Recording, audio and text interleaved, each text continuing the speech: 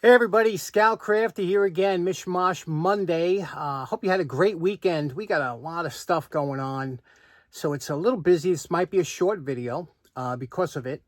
I told you about when September, October, November roll around, I try and get so much done before the winter. You know, not only with my vehicle, but also I got to get inspected. I got the gas inspector, and Con Ed now told his funny thing. Con Ed said, we need to... New York State mandated. They got to come down and inspect your meters and your electric or whatever. And I was just ignoring them, you know. Every time it came, it was like, yeah.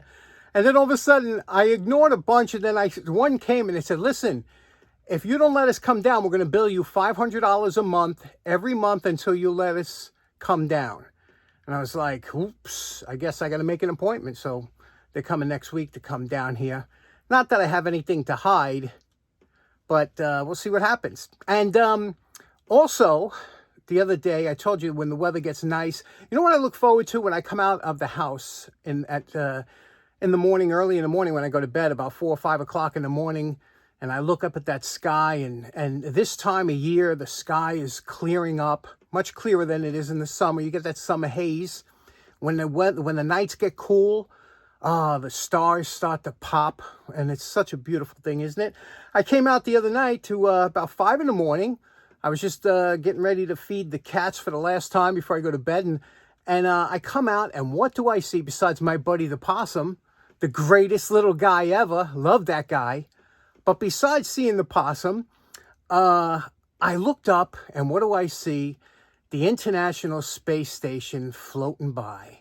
Ah, what a beautiful sight that is. And I said, you know, I wonder if the phone will pick it up. And sure enough, you know, years ago, it was very difficult to film the sky, but there it was, streaming across the sky, looking so beautiful.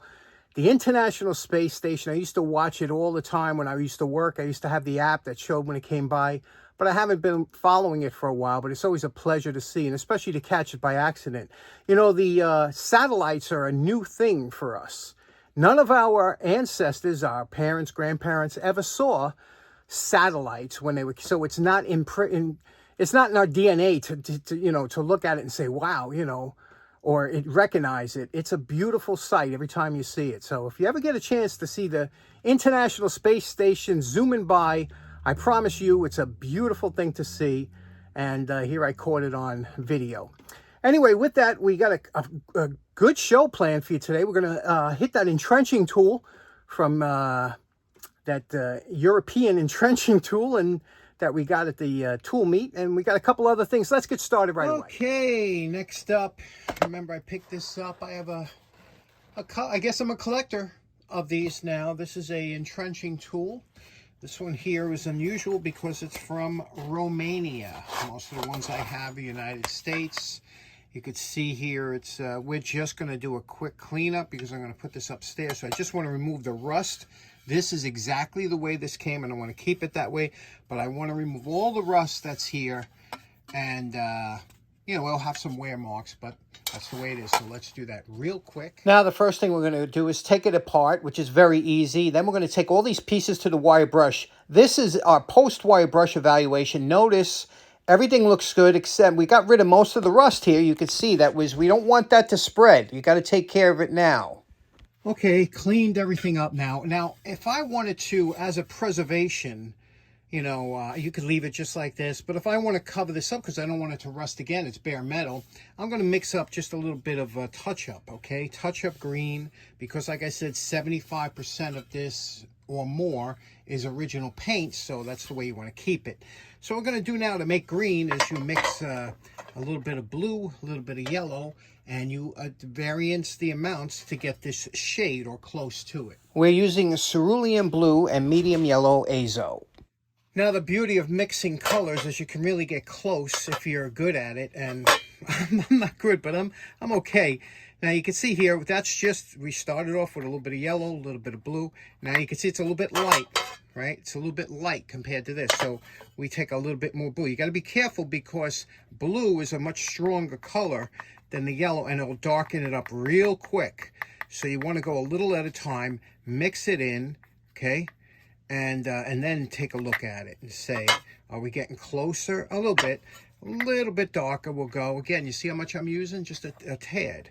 Now when I mix it, you can always, now the reason I put more yellow in there is because if you get too dark, you got to go a lot more yellow. But let's see what this looks like here. Okay.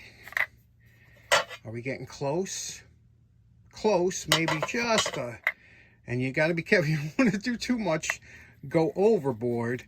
But that's how we'll do it. We'll keep mixing this until we get a color that it resembles. And to test it, you know, once you're mixing it up, and to test it and see if we're getting close, what you want to do is you take a spot that's not so conspicuous, like on the top here, and mix it in there. And you take it and say, is that close? Is it okay? It's getting real close, maybe a touch more. Okay, we're pretty happy with this shade here, okay? And you can see what it looks like here. And you can see it'll blend in pretty nice. You know, it's, again, with the 3-foot rule, our favorite. But now it's dark underneath, so you're going to have to give it a couple seconds to dry and then give it a recoat, and then we'll blend it a little bit, you know, kind of blend it into the sides. And again, when this dries, it sometimes lightens or darkens, it depends. But we're getting real close to the color we want. While the paint is drying, we're going to address the hardware here. We're cleaning out the inside threads of this tightening nut, going back and forth with the round wire brush. You can see how nicely the threads come out. Now that the hardware is all cleaned up, we're going to blue it so that it matches the way it did originally. There we go, all blued. And you know my favorite part. Remember what this Romanian entrenching tool looked like before we started. And we're calling this project done. This is more of a preservation than a restoration, but I'm really glad the way this came out. Look at this. You can't even see where it was touched up. See, I buffed all that in here. This is all shellacked here, so this won't rust again. You know, that they left bare metal. That's the way they did it from the factory. But what do you think? Looks real good, don't it? Got all that, and the bluing came out nice and super smooth with the threads all lubricated. It's a really nice entrenching tool, made in Romania. I did the rivets, you know, cleaned them up, and the handle wasn't good. I left that just the way it was.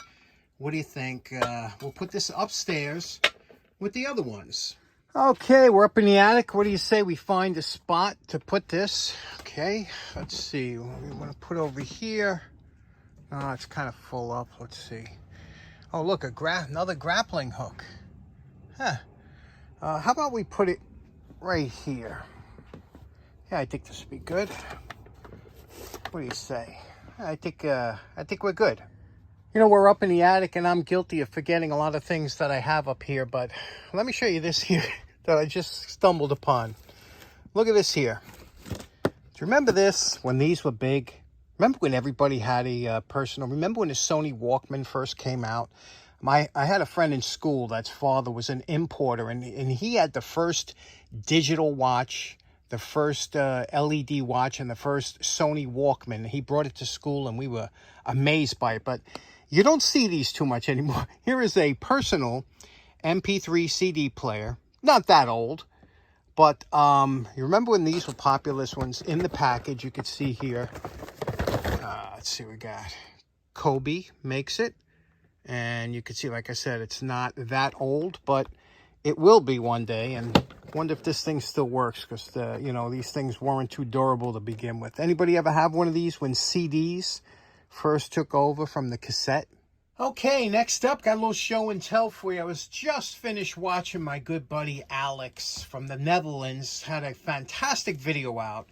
And he did a restoration on a bicycle light, and also he showed a generator light from the Netherlands, where he's from, and that was very interesting. I never seen one of those before. I told him I have a Russian one, and that's the one I wanted to show you here. This is a squeeze generator light that was made in Russia. They made these for quite a while. This little button here focuses the bulb. You could see the bulb going up and down in the reflector. That'll focus it. And when you squeeze it, it spins a generator, which illuminates the light bulb. These are pretty well made. Russian, you know about Russia makes some funny stuff. You know, it's like I always said this about Russian goods. They take it to 90% of, just enough that it works, but they never do the extra 10% of fit and finish or whatever. They just want it to work. They're really not big on cosmetic stuff. But there we go. This one here, it's a plastic, but it seems like it's all right. I guess the earlier ones were probably better made, but I'll show you, I'll give you a demonstration how this works. But this is a modern equivalent. Of course, everything today is kind of junky, right? And this is no exception. This one here you could see is now I'm not sure if this had a battery in it at one time, because there is a switch here, so it might have had a battery. How this works, this is LED, same thing. It's a light, it's kind of a cheap kind of knockoff. But they're great, these little generator lights. And that one that Alex has is I think it's metal or whatever. It's a nice case on his. You got to check it on his channel. Let me show you what this looks like when they're lit up. Let me shut the lights off. Okay, here's a little bit of a test. Right now, this one here is the Russian squeeze light. You can see here, throws off quite a bit of light. And here's the focus feature. Moving that back, you can see it gives you a beam, a tight beam, to a wide beam, to a tight beam. And here's the LED one, this one here, the inexpensive one. You can see the LEDs are much more energy efficient. It's a lighter model, and that's what we have, no focus.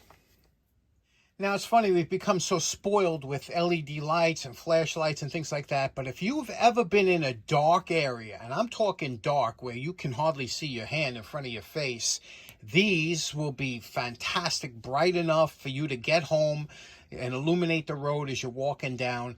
I've been in the dark, one of the darkest places I was ever at was in Panama.